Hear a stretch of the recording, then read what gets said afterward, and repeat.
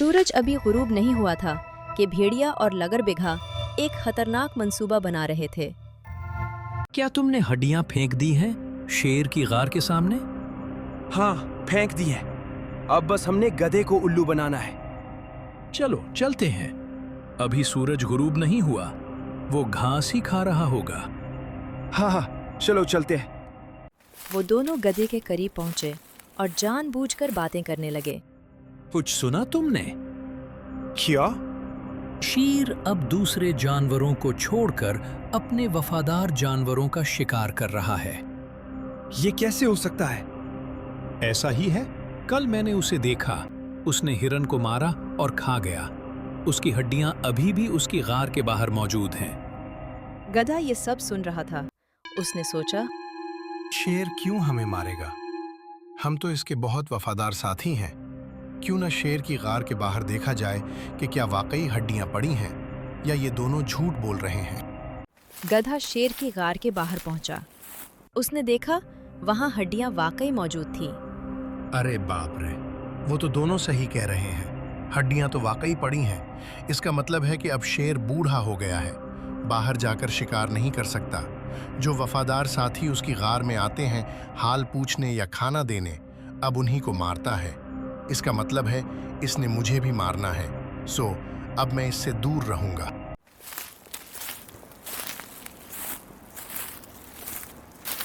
दूसरी तरफ कार में शेर और लोमड़ी बातें कर रहे थे। अरे यार, आज कुछ मजेदार चीज खाने का दिल कर रहा है। क्यों? अभी कल ही तो मैंने आपको सांप की यखनी पिलाई है। अरे यार, सांप की यखनी से काम नहीं चलता। मेरा तो दिल ताजा गोश्त खाने को कर रहा है। ताजा गोश्त? महाराज, आपने तो जंगल में शिकार पर पाबंदी लगाई हुई है। ना खुद शिकार करते हैं, ना किसी को करने देते हैं, तो ताजा गोश्त कहाँ से खाएंगे? मैं जा रहा हूँ दूसरे जंगल। वहाँ किसी न किसी जानवर का शिकार करके ताजा गोश्त खा लूंगा। तुम इस तरह करो, गधे को बुलाओ, उसे कहो कि बादशाह सलामत दूसरे जंगल जा रहे हैं। सो वो कहते हैं कि मेरी गार में बैठ जाओ ताकि कोई मेरी कीमती चीजें चोरी ना कर ले। लोमड़ी गधे को बुलाने चली गई।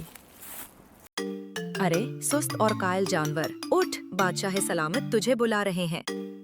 इतनी सुबह सुबह मुझे क्यों बुला रहे हैं? इतनी सुबह तो उन्होंने कभी नहीं बुलाया। अरे पागल, वो दूसरे जंगल जा रहे हैं शिकार करने, तो कहते हैं कि गधे को मैं अपनी गार में छोड़ के जाऊंगा ताकि कोई चीज चोरी ना हो। गधे ने सोचा, अब इससे कैसे जान छुड़ाई जाए। चुनांचे उसने फौरन बहाना बनाया। नहीं नहीं, मैं नहीं आऊंगा। मैं जा रहा हूँ। अपनी बीवी बच्चों का पेट पालना है। सुबह सुबह गार में जाकर नहीं बैठ सकता। लोमड़ी ने वापस आकर शेर को बताया कि गधा ये कह रहा है। गिधे की इतनी जुर्रत कि उसने आने से इनकार कर दिया। मैं खुद जाता हूँ उसके पास। शेर खुद गधे के पास पहुंचा। क्यों भाई गधे, मैंने तुम्हें बुलाया और तुम नहीं आए। जी मिराज, मैं नहीं आऊंगा। अपनी बीवी बच्चों का पेट पालना है, सो सुबह सुबह काम पर जाऊंगा। भाई, तुम्हें काम पर जाने की क्या जरूरत? जितना खाना चाहिए जाओ, नदी के पास से ले लो। इतनी घास वहां उगी है, मैंने आप लोगों के लिए उगाई है। नहीं नहीं मिराज, इस घास से मेरे बच्चे बीमार हो जाते हैं, सो मैं आज कहीं और से घास लेने जाऊंगा। शेर को बहुत दुख लगा।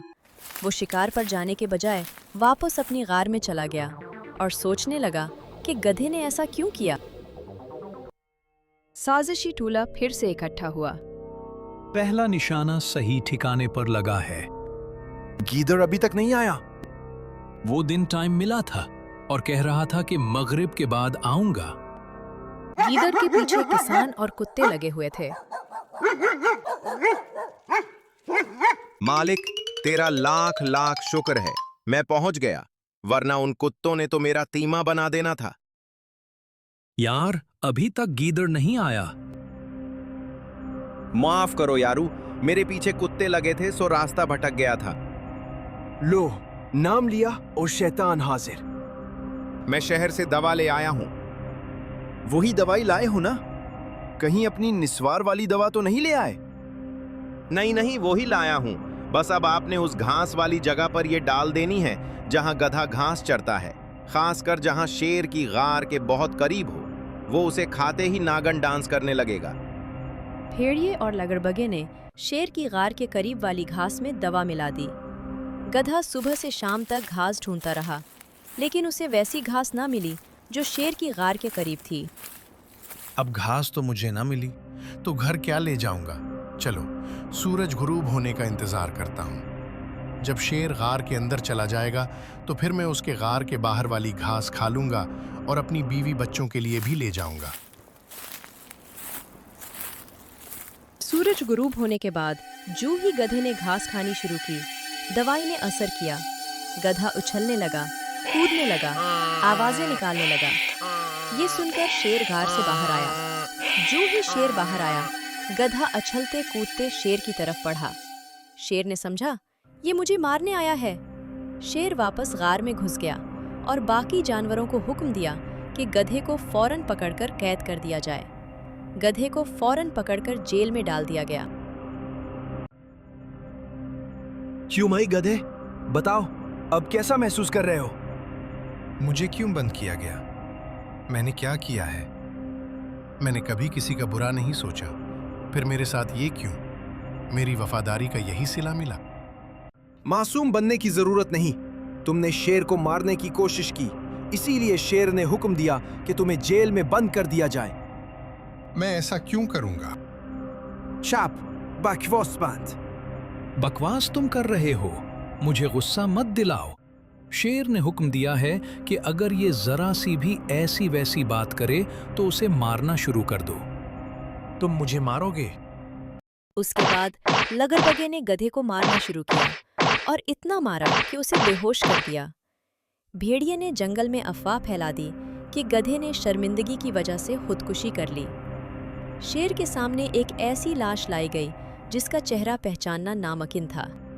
शेर, जो पहले ही गधे के बर्ताव से दुखी था, गधे की मौत की खबर सुनकर बेहोश हो गया। होश में आने के बाद उसने कहा, मेरी ज़हनी सेहत को बहुत ठेस पहुंची है। मेरा दिमाग इतना काबिल नहीं रहा कि जंगल चला सकूं, सो मैं अपने बाद लगड़बगे को उस जंगल का महाराज बनाता हूं। जब तक मैं दुखों और ज़हनी अजियत से निकल न जाऊं, तब तक जंगल का बादशाह लगड़बगा ही रहेगा। इसके बाद उसने लगड़बगे के हवाले हुकूमत कर दी और खुद गार के अंदर रहने लगा। इधर सब कुछ ठीक चल रहा था। लगड़बगा और भेड़िया दोनों बहुत मौज मस्ती में थे। शेर का ज़हनी तवाज़ुन ठीक न था, सो ये जिस जानवर का चाहते शिकार कर लेते। कोई जानवर एहतजाज करने वाला न था। जो भी आवाज़ उठाता, ये सबसे पहले उसका शिकार कर लेते। जंगल में बहुत वहशत का माहौल था। एक दिन भेड़िए ने ऐलान किया, अब जंगल में कोई जानवर मुझसे पूछे बगैर नहीं आएगा।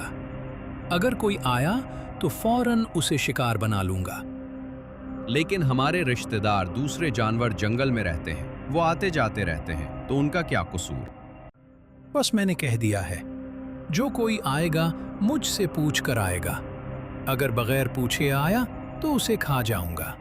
और आज से मैं लगड़बगों और भेड़ियों को जंगल की सरहद पर तैनात कर रहा हूं, और हर आने वाला अब टैक्स देकर अंदर आएगा। जंगल के एक कोने में एक समझदार रीछ रहता था, जो हमेशा तन्हाई में रहता और सबसे दूर रहता। वो उन मजालिम को देख रहा था, मगर चुप था। अरे बेटा, पहाड़ी की दूसरी तरफ मत जाना। वो दूसरे शेर का इलाका है, वो तुम्हें खा जाएगा। यहाँ मेरी नजरों के सामने खेलो। मैं यही सामने खेलूंगा, पहाड़ी के दूसरी तरफ नहीं जाऊंगा। इतना कहकर रीछ सो गया। रीछ का बच्चा खेलते खेलते पहाड़ी के ऊपर चला गया। उसने देखा कि दूसरी तरफ एक बहुत प्यारा गेंद पड़ा है। वो गेंद उठाने के लिए दूसरी तरफ चला गया। जब वो गेंद के पास पहुंचा तो उसे किसी जानवर के कराहने की आवाज आई। करीब जाकर देखा तो वहां एक गधा जंजीरों से बंधा हुआ एक गड्ढे में पड़ा था और आखिरी सांसें ले रहा था। रीछ का बच्चा बहुत डर गया। उसने गेंद ना उठाई और फौरन वापस आ गया। उसने सारी बात रीछ को बताई।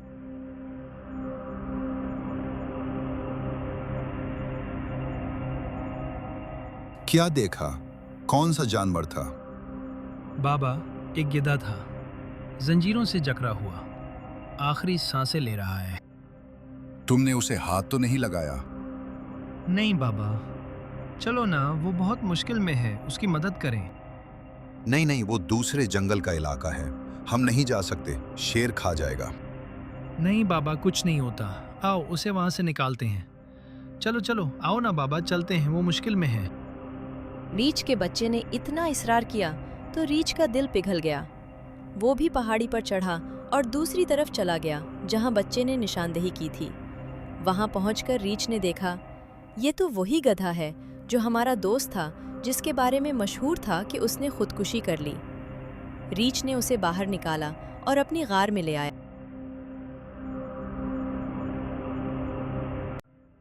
दूसरी तरफ जंगल की सरहद पर एक हरनी पहुंची।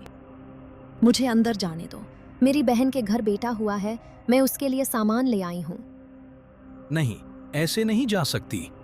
पहले तुम्हें हमारे महाराज से मिलना पड़ेगा। भाई, कौन से महाराज? पहले तो ऐसा कुछ नहीं होता था, मैं तो ऐसे ही अंदर आती थी। अब ऐसा नहीं होगा, अब महाराज के पास जाना पड़ेगा। कौन है महाराज?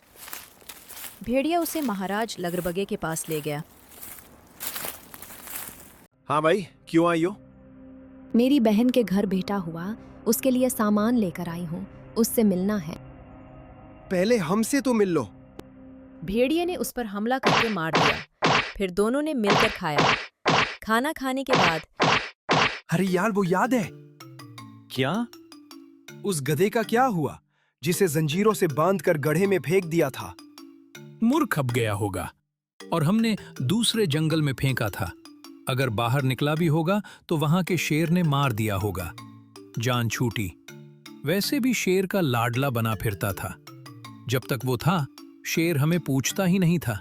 रीछ ने गधे को नहलाया, खाना दिया, दवाई दी। जब तबीयत कुछ बेहतर हुई तो रीछ ने पूछा कि क्या हुआ था।